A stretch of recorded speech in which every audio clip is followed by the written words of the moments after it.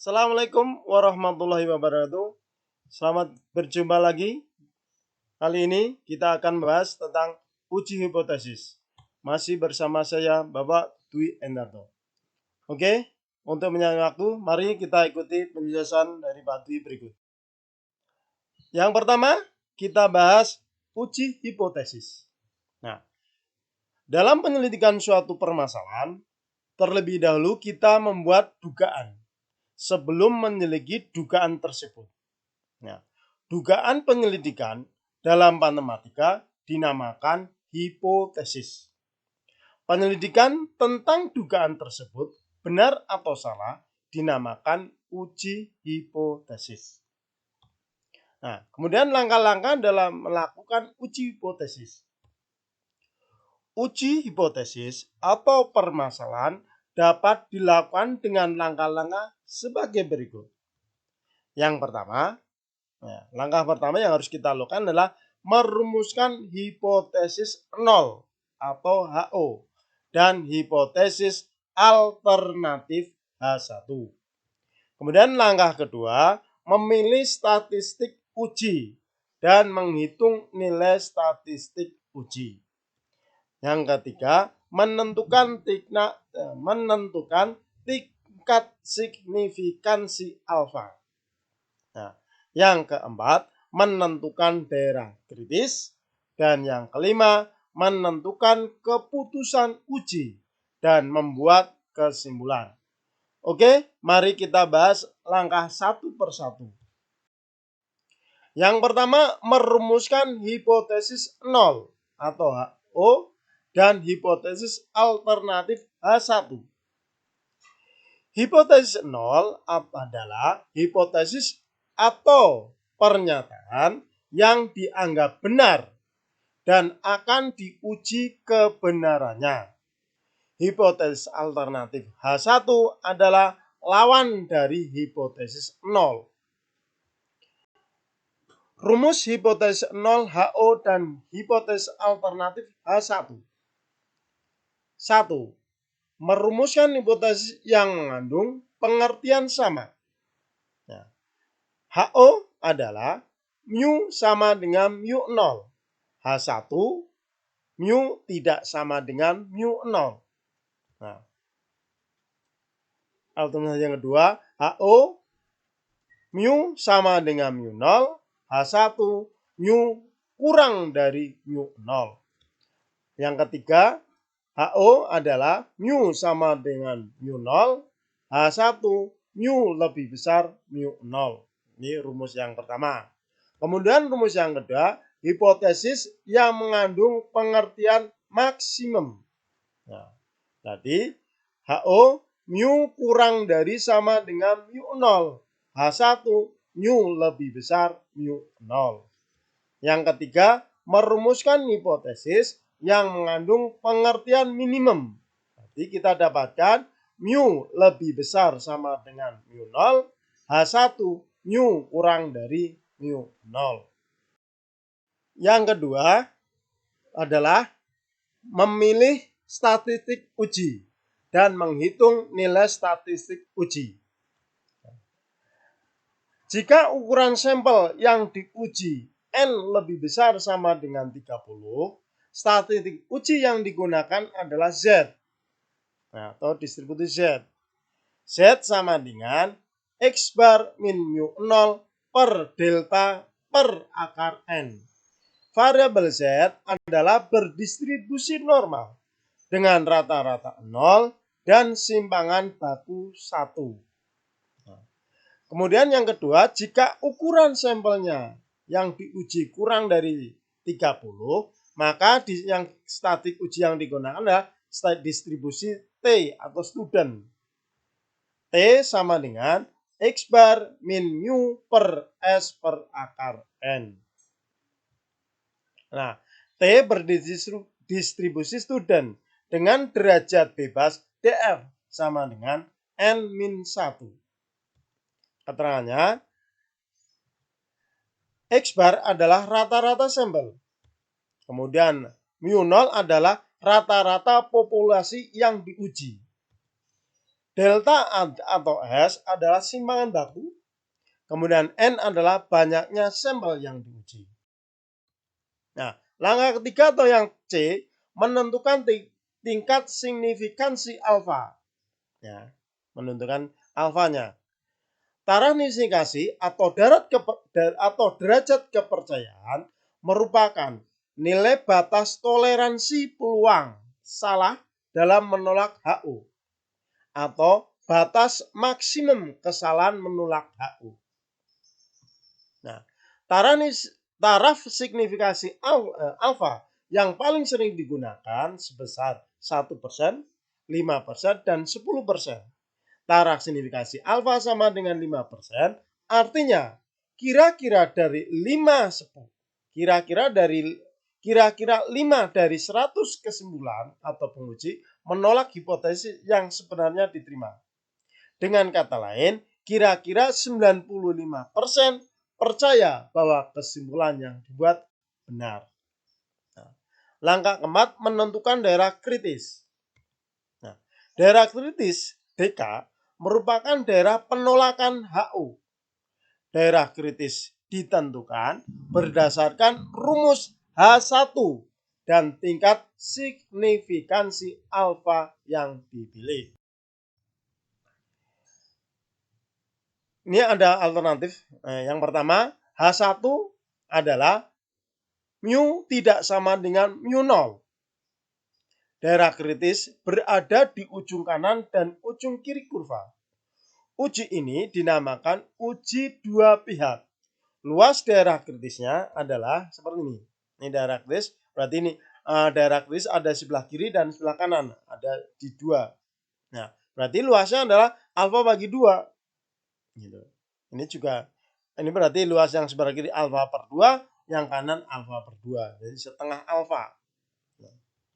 Daerah kritis DK untuk distribusi Z adalah HO ditolak jika Z kurang dari negatif Z alfa per 2 atau nilai Z lebih besar Z alfa per 2. Nah, untuk distribusi T adalah HO ditolak jika T kurang dari negatif T alfa per 2 atau nilai T lebih besar T alfa per 2. Sehingga kalau T-nya kurang dari negatif T alfa per 2 atau lebih besar T alfa per 2, ini HO nanti ditolak. Daerah pembatas. Ya. Untuk distribusi Z adalah HO diterima jika Z lebih besar. Ya, lebih besar. Min Z kurang dari Z. Sehingga nilai Z-nya ada di daerah putih ini. Daerah pembatasnya. Nah, luas daerah pembatas sekali lagi 1 kurangi alfa. Nah, kemudian yang B, untuk distribusi T, HO diterima jika T lebih besar negatif T kurang dari T. Alternatif kedua, HI adalah mu lebih besar mu 0. Daerah kritis berada di ujung kanan kurva. Uji ini dinamakan uji satu pihak kanan. Luas daerah kritis sama dengan alfa. Nah, ini berarti luas daerah kritisnya ini sama dengan alfa. Ini daerah pembatas sama dengan 1 kurangi alfa. Nah, daerah kritis untuk distribusi Z, HO ditolak jika nilai Z-nya lebih besar Z alfa. Dan untuk distribusi Z, HO ditolak jika T lebih besar T alfa. Nah, daerah pembatas, distribusi Z, HO diterima jika Z kurang dari Z alfa. Untuk distribusi T, HO diterima jika T kurang dari T alfa. Alternatif yang ketiga, atau HI adalah mu kurang dari mu 0. Daerah kritis di ujung kiri kurva. Uji ini dinamakan uji satu pihak kiri. Luas daerah kritis sama dengan alfa. Nah, ini ada di daerah kritis, ada di sebelah kiri. Nah, daerah kritis untuk distribusi Z, HO ditolak jika Z kurang dari negatif Z alfa. Untuk distribusi C, HO ditolak jika T kurang dari negatif T alfa. Nah, sedangkan daerah pembatasnya distribusi Z HO diterima jika Z lebih besar negatif Z alfa, sedangkan distribusi COT HO diterima jika T lebih besar negatif T alfa. Nah, langkah ke-5 atau yang E adalah menentukan keputusan uji dan membuat kesimpulan. Keputusan uji diambil berdasarkan nilai letak statistik uji pada daerah kritis. Jika nilai statistik uji di dalam daerah kritis, HO ditolak. Dan sebaliknya, jika nilai statistik uji di luar daerah kritis, maka HO diterima. Nah, kesalahan yang dapat terjadi dalam pengambilan kesimpulan. 1. Menolak HO yang benar disebut kesalahan tipe 1 atau kesalahan alfa atau tingkat signifikasi alfa. Kemudian menerima HO yang salah disebut kesalahan tipe 2 atau kesalahan beta. Nah, ini tabelnya seperti ini. HO diterima, HO benar, keputusan benar, HO salah, kesalahan tipe 2 beta. Kemudian yang kedua, menolak HO, kesalahan tipe 1 alfa, keputusan benar. H1 ini adalah salah, keputusan benar. Nah, kita perhatikan contoh soal untuk menerapkan tadi langkah-langkah yang sudah kita pelajari. Suatu pabrik ban X, ini ada pabrik ban namanya pabrik ban X, menyatakan bahwa rata-rata pemakaian jarak ban A adalah 20 km. Adalah 20.000 km. Untuk menguji pernyataan tersebut, maka diuji sebanyak 16 sampel acak ban A. Dan setelah diuji, diperoleh rata-rata pemakaian jarak tempuh adalah 19.802 km. Dan simpangan bakunya 88 km. Ini ya, kita kurangi sehingga kita dapatkan 88 km. Ujilah pernyataan pabrik ban X tersebut dengan tingkat signifikansi alfa sama dengan 1%. Oke, kita bahas. Langkah-langkah uji hipotesis adalah sebagai berikut. Langkah 1 adalah menentukan rumusan HO dan hipotesis alternatif H1. Nah, HO mu sama dengan 20.000 km atau mu sama dengan 20.000. Sedangkan H1 alternatifnya adalah mu tidak sama dengan 20.000. Sekarang langkah 2 ini HO sudah kita dapatin ya. Sekarang langkah 2 adalah memilih dan menghitung nilai statistik uji. Banyak sampel, karena banyak sampel ini sama dengan 16, sehingga kita putuskan menggunakan statistik student atau uji T. Nah, T sama dengan X bar kurang mu per S per akar N. Rata-rata atau X bar, ini di sini udah ada rata-rata makaian 19.802. Ya, di sini mu 0, ini dari sini mu 0. Nah, ini berarti 20.000. Simpangan baku ini 88, kita tuliskan di sini. Nah, kemudian nilai-nilai ini kita masukkan dalam student statistik T. Kita tuliskan lagi ini rata-rata mu 0 dan simpangan baku. Kita masukkan, kita cari nilai uji statistik. Ini rumusnya T sama dengan X bar kurangi mu 0 per S per akar N. Kita masukkan X bar itu 19.802, mu 0 itu 20.000, S-nya simpangan baku 88, N-nya 16 berarti akar 16. Kita hitung, ini 19.000 kurangi 20.000, sehingga kita dapatnya negatif 198. Ini 88, akar 16 itu 4, berarti 88 bagi 4, kita dapatkan 22. Ini kita dapatkan adalah negatif 9. Sehingga T sama dengan negatif 9. Oke, T sama dengan negatif 9 kita simpan dulu. Kita lanjutkan langkah 3, yaitu untuk menentukan tingkat signifikansi alfa. Tadi alfa sama dengan 1% atau sama dengan 0,1. 0,01. Langkah 4 menentukan daerah kritis.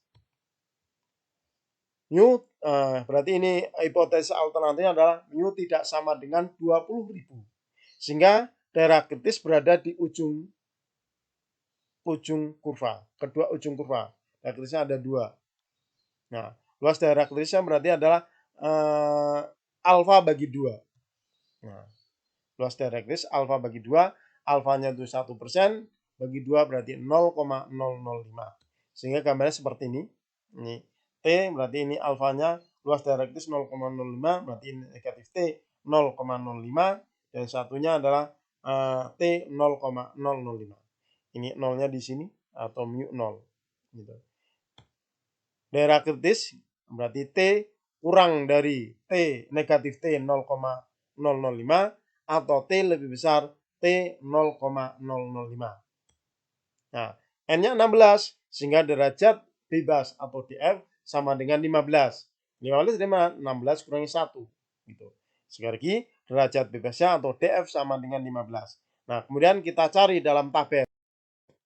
Nah, perhatikan DF 15 dengan alfa 1%. Dua arah pada tabel distribusi T berikut.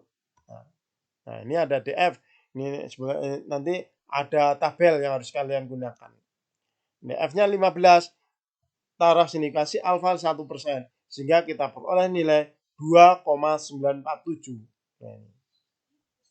Nah, dari tabel diperoleh nilai T 0,005 sama dengan 2,947. Sehingga daerah kritisnya adalah T kurang dari negatif 2,947 atau T lebih besar 2,947. Nah, langkah 5 menentukan keputusan uji dan membuat kesimpulan. Nah, dari T dalam perhitungan statistik atau T kita dapatkan negatif 9. Negatif 9 artinya T kurang dari negatif 2,97. Maka T sama dengan negatif 9 ini di dalam daerah kritis. Sehingga keputusan HO, keputusannya adalah HO ditolak. Nah, HO ditolak sehingga H1 diterima. Dengan demikian, kesimpulan dari uji hipotesis adalah rata-rata pemakaian ban merek A tidak sama dengan 20.000 km. Jadi pernyataan pabrik ban X adalah salah. Demikian anak-anak pembahasan kita tentang uji hipotesis. Semoga pembahasan ini bermanfaat bagi kalian. Semakin paham dengan uji hipotesis. Akhirnya selamat belajar, selamat berlatih. Semoga kalian tetap sehat. Wassalamualaikum warahmatullahi wabarakatuh.